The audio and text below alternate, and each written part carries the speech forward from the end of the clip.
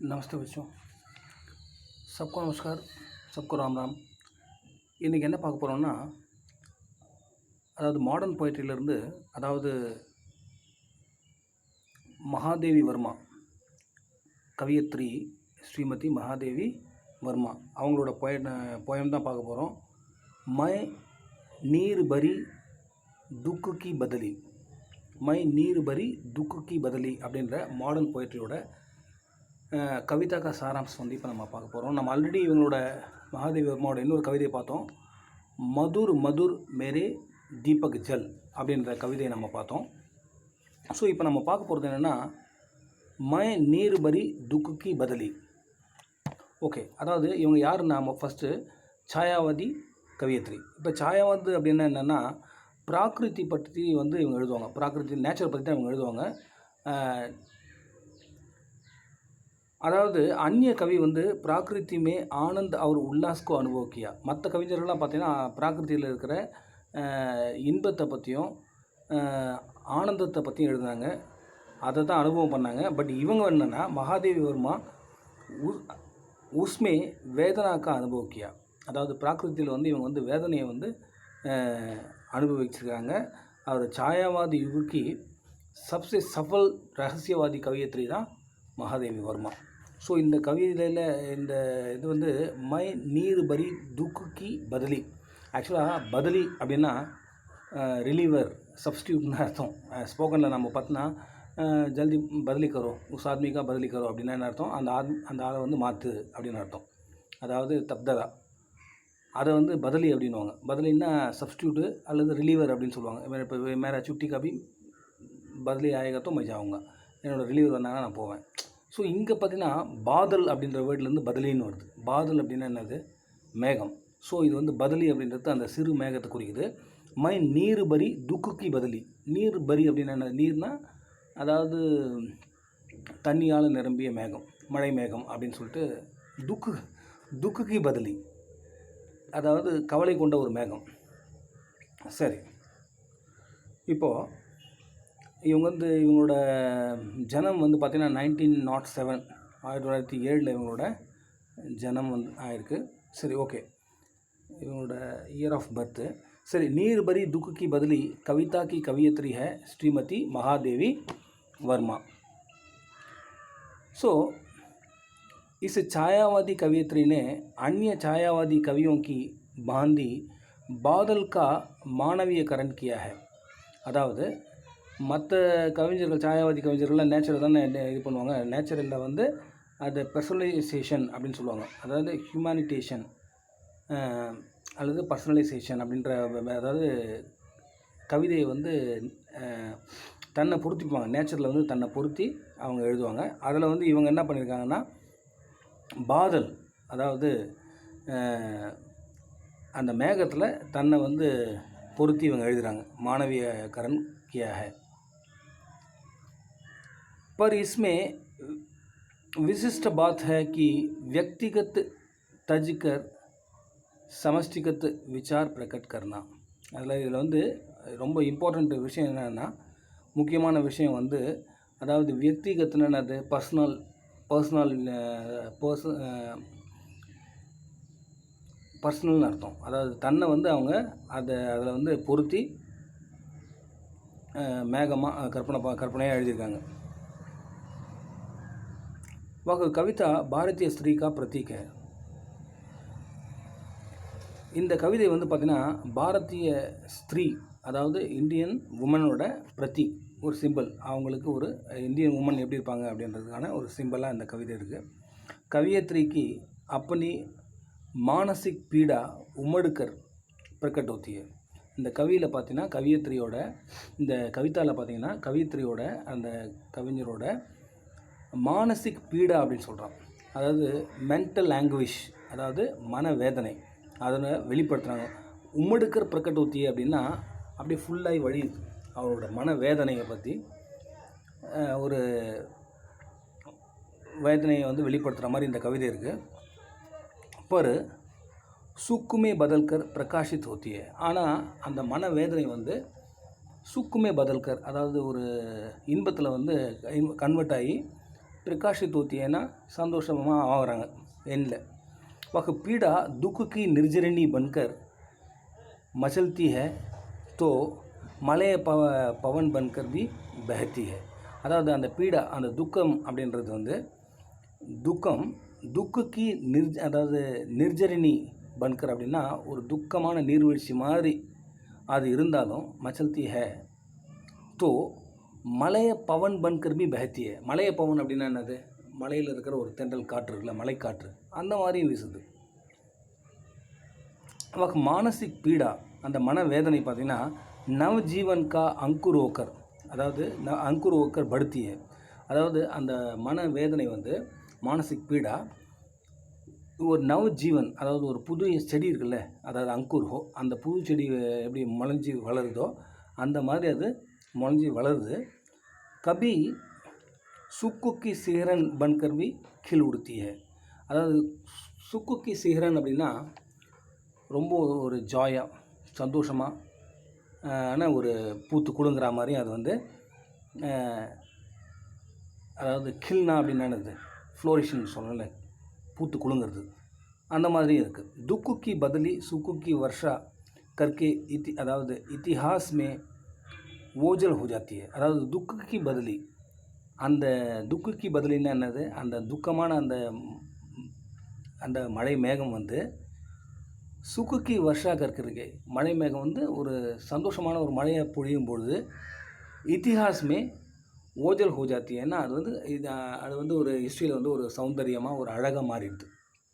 அதாவது அந்த மழை மேகம் சந்தோஷமான மழையாக பொழிஞ்ச உடனே அது மாறிடுது அப்படின்றாங்க. यह कवियत्री के दुख का प्रतीक है. यह कवियत्री के दुख का प्रतीक. இப்போ வந்து இந்த கவியத்ரியோட दुख का प्रतीक सिंबल தான் அந்த பாதல், அதாவது बदलीना बादल.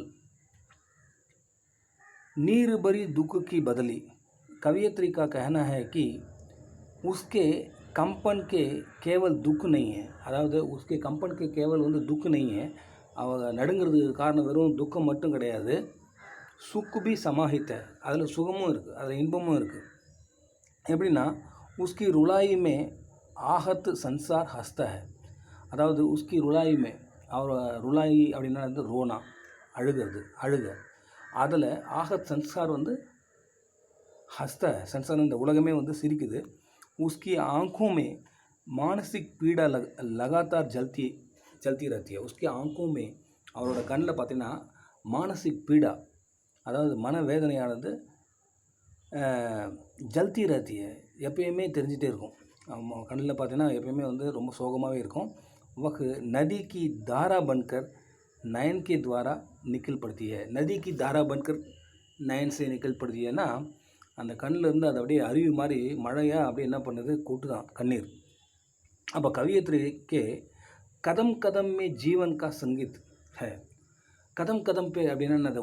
ஒவ்வொரு ஸ்டெப்லையும் ஈச் அண்ட் எவரி ஸ்டெப்புன்னு சொல்கிறோம்ல, அது வந்து என்னது? கதம் கதம் பேர் கத்ரா அப்படின்னு சொல்லுவாங்க. ஒவ்வொரு ஸ்டெப்லேயும் பிரச்சனை இருந்ததுன்னா என்ன சொல்லுவாங்க? கதம் கதம் பேர் கத்ரா. அந்த மாதிரி கதம் கதமே ஜீவன் கா சங்கீத், எல்லாத்துலேயுமே வந்து வாழ்க்கையிலோட சங்கீதம் நிறைஞ்சிருக்கு. உஸ்கி ஹர் ஸ்வாஸ் மே ஸ்வப்ன கா பராக் ஜர்த்தா है. அதாவது ஹர் ஜோ சாஸ் மே, ஒவ்வொரு மூச்சுலையும் பார்த்தீங்கன்னா வந்து ஒரு ஸ்வப்னம், அதாவது ஒரு கனவு, அதாவது ஒரு சுகந்தம் வீசுது, குஷ்பு வீசுது, அதாவது நல்ல ஒரு ஸ்மெல். वे संसार के सुंदर दुकुल बनते हैं. सुंदर कप, அதாவது संसार के सुंदर दुकुल அப்படின்னா संसार के सुंदर वस्त्र, அதாவது सुंदर कपड़ा, நல்ல ஒரு அழகான ஒரு துணியாக மாறிடுது. उसकी छाया में मंद हवा बनकर कवियत्री ने बहती है. அதனோட சாயாவில், அதனோட ஷேடோவில் தான் மந்து ஹவா பன்கர்க்கு கவியத்ரி வந்து பெஹத்தி है. ஒரு கவியத்ரி வந்து ஒரு காற்று மாதிரி ஒரு தென்றலாக வந்து அவங்க வீசுகிறாங்க. कवियत्री வந்து क्षितिज रूपी ब्रुकुटी पर धूमिल चिंता का बार बनकर जी रही है. அதாவது அவங்க நெத்தியில் பார்த்தீங்கன்னா சிந்தா கா பார் பன்கர் அப்படின்னா நெத்தியில் பார்த்தீங்கன்னா அந்த கவலையினோட கோடுகள் பார்த்தீங்கன்னா, கவலை வந்து என்ன பண்ண ஒரு கோடு மாதிரி அவனோட நெற்றியில் இருக்குது. உஸ் சிந்தா கே தூள் பர் வர்ஷா கி பூந்தி கிருப்படி. அந்த சிந்தா கே தூள், அதாவது அந்த சிந்தா அப்படின்றது என்னது, கவலைன்றது வந்து ஒரு தூள் மிட்டி அப்படின்னு, தூள் என்னது டஸ்ட்டு, அந்த மாதிரி கற்பனை பண்ணிக்கிறாங்க. அது வந்து வர்ஷா கி புந்து, அந்த சிந்தான்ற அந்த டஸ்ட்டில் வர்ஷா கி புந்து கிர்றீங்க, அது மேலே என்ன பண்ணுது, மழை மேகம் வந்து மழை பொழியுது. அப்படி பொழியும்போது ஃபல்ஸ்வரூப் கவியத்ரி வந்து நவஜீவன் கே ரூப்மே பன்பி.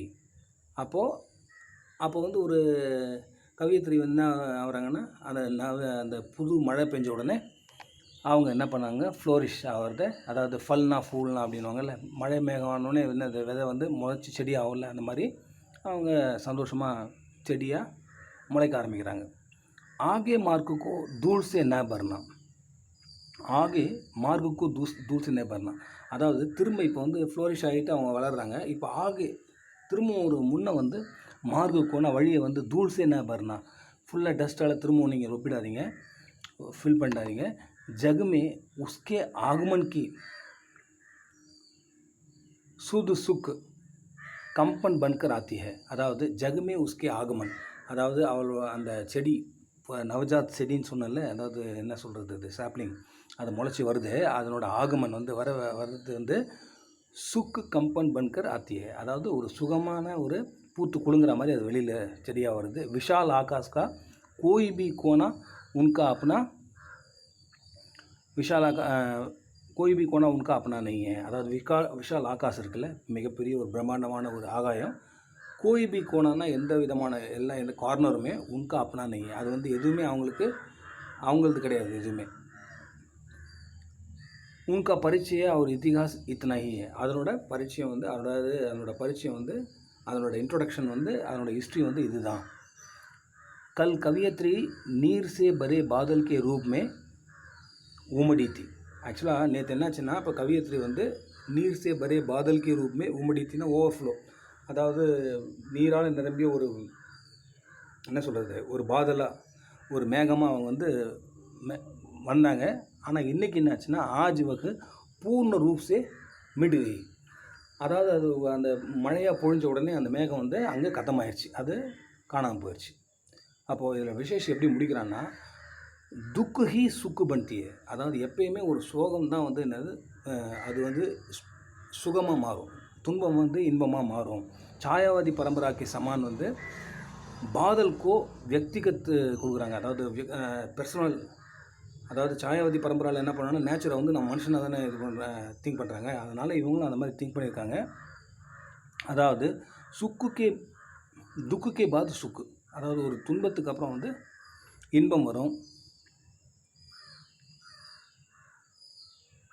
ஜோர்தார் வர்ஷா கே தம் ஜானே கே பாது ஹரியாலி ஆத்தி, அதாவது இப்போ ஜோர்தார் வர்ஷா, பெரிய ரொம்ப கடுமையான மழை பெய்யுதுன்னு வச்சிங்களேன், वर्षा के बाद வந்து அது தம் जाता है, அது நின்று போகுது. वर्षा जब தம் जाता है तो उसके बाद जो है हरियाली आती है, அதுக்கப்புறம் தான் பார்த்திங்கன்னா வந்து க்ரீனிஷாகவும் ஃபசல் வந்து பூத்து குலுங்க ஆரம்பிக்கும். அப்போ நம்ம வந்து செடிகள்லாம் நல்லா முளைச்சி சந்தோஷமாக வரும் அப்படின்ற மாதிரி இந்த கவிதையை இங்கே முடிக்கிறாங்க. இந்த கவிதையில் இன்னொரு வார்த்தை அந்த விசேஷில் வந்து இதை கூட நீங்கள் ஜாயின் பண்ணலாம். அதாவது கவியத்ரிக்கு ஆத்மா வந்து பிரியத்தம் கேலியே क्षय होने और जलने तैयार है, அதில் அது வந்து இதில் மதுர் மேரி தீபக் ஜல்ல வரும். அதாவது இது நீர் பரி துக்குக்கு பதில் இல்லை. ஸோ இதில் வந்து நீங்கள் வந்து விசேஷில் இதை கூட எழுதலாம்.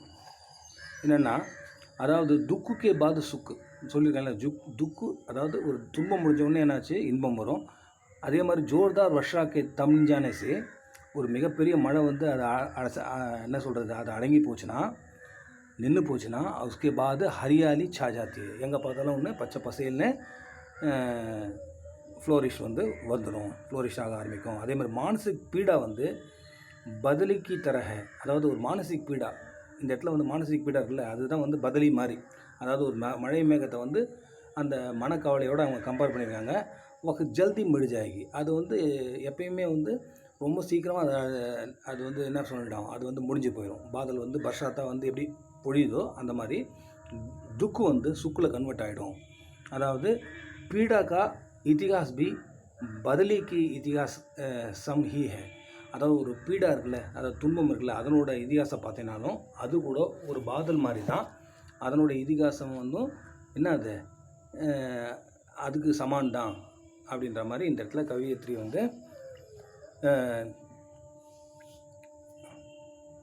மகாதேவி வர்மா எழுதியிருக்காங்க. Okay, see you in the next video.